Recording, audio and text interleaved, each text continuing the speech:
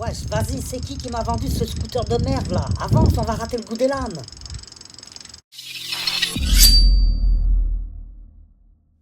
Salut à tous, bienvenue sur la chaîne Le Goût de l'étrange. Voici le CRKT Ritual. Comme d'habitude, on commence par ses spécifications. Il fait une longueur fermée de 13 cm 8, longueur ouvert 25 cm 2, longueur de lame 11 cm 2, longueur de tranchant 11 cm 3, longueur de manche 13 cm 8, épaisseur de lame 3 mm 25, épaisseur du manche 14 mm 5, la lame est en acier Sandvik 12C27 de forme trailing point, pour ne pas dire orientale, avec finition satin. Les plaquettes de manche sont en acier et en micarta. L'ouverture est assistée et se fait par flipper. Et merde, le revoilà. Et Tom Studs. Le blocage de lame est un liner lock. Les rondelles sont à roulement à billes IKBS. Le clip est non réversible et en position tip-up. Et le poids de la bête est de 178 grammes. Alors, il vous aura pas échappé que ce couteau a une influence très orientale, plus exactement arabo-persane. Et justement, c'est ce qui le rend intéressant. Ce sont ses caractéristiques modernes et son côté mille et une nuits. Je pense que tout le monde connaît les contes des mille et une nuits, hein, c'est pas la peine de m'étendre dessus. Aladdin, Scheherazade, le barbier de Bagdad, AliExpress, Alibaba et les 40 wesh, Joséphine Ange Gardien, etc., etc. Pour Joséphine Ange Gardien, je suis pas sûr, hein. Surtout pour s'étendre dessus. Bref. Alors, je vais tout de suite vous donner mon avis personnel, comme ça on gagnera du temps. Ah, cool. Et après, on se tire, j'ai un rencard. En général, je suis pas un fan des styles orientaux, mais j'avoue que ce CRKT m'a bien intrigué quand je l'ai vu la première fois, parce que je trouvais qu'il a beaucoup d'allure, et comme je suis d'une nature assez curieuse, il fallait que je le voie de plus près. D'autant que ce ritual est signé par Alan Foltz, qui est à l'origine de l'excellente série minimaliste de chez CRKT. J'en avais montré un ou deux sur la chaîne, je crois. Alors, c'est un couteau qu'on pourra qualifier de gros EDC, hein. Il fait quand même ses 178 grammes, d'après mes mesures, donc c'est pas le l'EDC urbain idéal, hein. Mais si on a la liberté d'avoir un couteau de cette taille dans la poche, il a un clip assez bien foutu, avec un port assez discret, il est très facile à mettre dans sa poche et très facile à déployer rapidement, par exemple, si vous voyez Alibaba et les 40 wesh qui essayent de brûler votre voiture. C'est un bon gros couteau qui met tout de suite en confiance et qui inspire tout de suite le respect. Bon, n'allez surtout pas penser que je préconise ce couteau pour se défendre, hein. Je pense que je m'adresse à des adultes, donc vous saurez faire la part des choses, bien sûr, hein. Enfin, j'espère, hein. Sinon vaut mieux que je me lance dans une chaîne de conseils en maquillage. Ouais, bah tu feras mieux, hein. Ça, c'est Et clair. t'auras beaucoup plus d'abonnés. Les finitions sont très bonnes, tout est parfaitement assemblé, il n'y a aucun jeu nulle part, la lame est bien centrée, le manche est composé d'acier bleuté et de plaquettes en micarta poli couleur ivoire. La visserie est assez discrète et bien noyée dans les plaquettes. Il y a un grand clip de poche assez souple et facilement démontable, ce qui sera très utile si on a besoin de démonter la bête pour l'entretenir. Les liners sont assez épais, mais ajourés. À l'arrière, il y a un backspacer en acier bleuté, et il n'y a pas de trou pour passer une dragonne, et c'est tant mieux parce que ça gâcherait l'esthétique.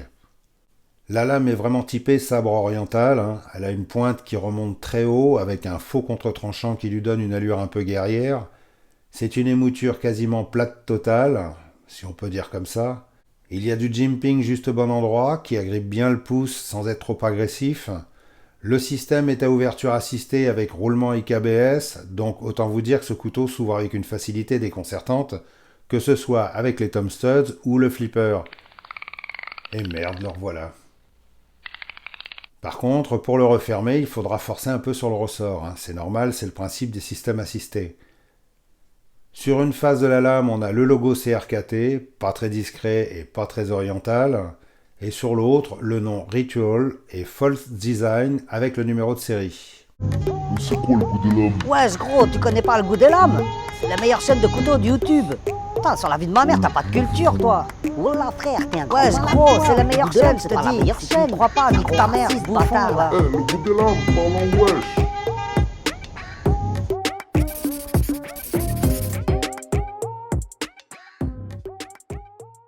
Sa prise en main est plutôt bonne, je dirais même très bonne. Sa forme de manche très courbée et confortable et très sûre. Et pour une fois, ça conviendra tout à fait aux grandes mains comme aux petites, hein. pas trop petite quand même, hein. Comme celle de Joséphine, quoi. Ah, mais arrête d'être méchant avec Mimi Mati, c'est la personnalité préférée des Français. Ah, ok. La manipulation est assez sympa, ça fait un beau claquement bien viril à l'ouverture, et la fermeture à une main se fait très facilement, même avec le ressort d'assistance qui oblige à forcer un peu sur la lame pour la replier. En général, c'est souvent l'inconvénient des couteaux assistés, comme les Kershaw par exemple, avec lesquels il faut faire attention quand on les referme d'une main, parce qu'ils ont tendance à vouloir s'échapper si le ressort est trop ferme. Ce qui n'est pas du tout le cas de ce Ritual qui, avec sa lame assez longue et lourde, est plutôt facile à refermer, on sent à peine la résistance. Alors, si vous aimez cette forme de lame avec un tranchant tout en arrondi, vous pouvez y aller les yeux fermés. Enfin, pas trop fermés quand même, hein. Même si cette forme de tranchant ne coupera pas forcément très facilement n'importe quoi, ça coupe super bien, que ce soit du papier ou du carton, c'est sans aucun problème. Pour la bidoche, je n'ai pas testé sur une côte de bœuf, j'en avais pas sous la main, mais il se comporte très bien sur la véritable andouille de Guémené. Et tu t'y connais, toi, en véritable andouille, hein, René? Et dans les cas d'extrême urgence, en mode survie, si vous devez vous construire un abri dans le jardin de papy, vous pourrez même vous tailler des piquets dans des carottes. D'autant que son acier Sandvik 12C27 est un acier très correct. C'est pas un acier issu de la technologie de mes fesses. C'est un acier inox très répandu, sans problème, qui tient bien ses promesses et qui est très facile à affûter.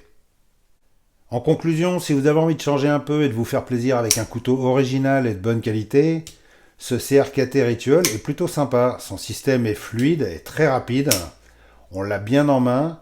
On peut forcer dessus sans aucun problème, en faisant quand même attention à la pointe qui est très effilée. C'est un couteau qui n'aimera pas du tout tomber sur la pointe, hein. Bon, vous me direz, aucun couteau n'aime ça. Si vous êtes chasseur ou pêcheur, ça peut faire un bon couteau à dépecer, ou pour éventrer les poissons ou autre chose, hein. On aime ou on n'aime pas son style, moi je lui trouve une certaine gueule, avec ses plaquettes en micarta couleur ivoire. Par contre, je suis moyennement fan de l'acier bleu, hein. Mais bon, ça c'est un avis perso, mais dans l'ensemble je trouve que ça passe. Vous me direz en commentaire ce que vous en pensez, mais bon, quoi qu'il en soit, mon impression générale de ce couteau est plutôt bonne. Ce CRKT Ritual vient du site thebestknife.eu, je vous mettrai un lien dans la description sous la vidéo. Il tourne autour de 90 € avec les frais de port gratuits, alors qu'ailleurs il dépasse largement les 100 €, hein. Et je vous préviens tout de suite, malheureusement, il a pas mal de succès, donc il est souvent en rupture de stock. Voilà, j'en ai fini avec cette revue, j'espère qu'elle vous a intéressé. Comme d'habitude, donnez-moi votre opinion sur ce couteau assez étrange, hein, faut bien le dire. J'aime bien lire vos avis, et si vous avez des questions, n'hésitez pas, je m'efforce de répondre à tout le monde dans la mesure du possible, et si la question est intelligente, lol. J'espérais vous faire une ou deux autres vidéos avant les fêtes de Noël, mais le temps est trop court, et puis, bon, comme tout le monde, j'ai des obligations familiales, donc ce sera sans doute après. J'ai quelques autres beaux couteaux et quelques belles lampes à vous montrer, donc ne vous éloignez pas, restez dans le coin, et avant de sortir, n'oubliez pas d'éteindre la lumière, de me mettre le pouce de Noël, et de vous abonner si vous venez d'arriver. Et puis je vous souhaite de passer de très bonnes fêtes. À bientôt.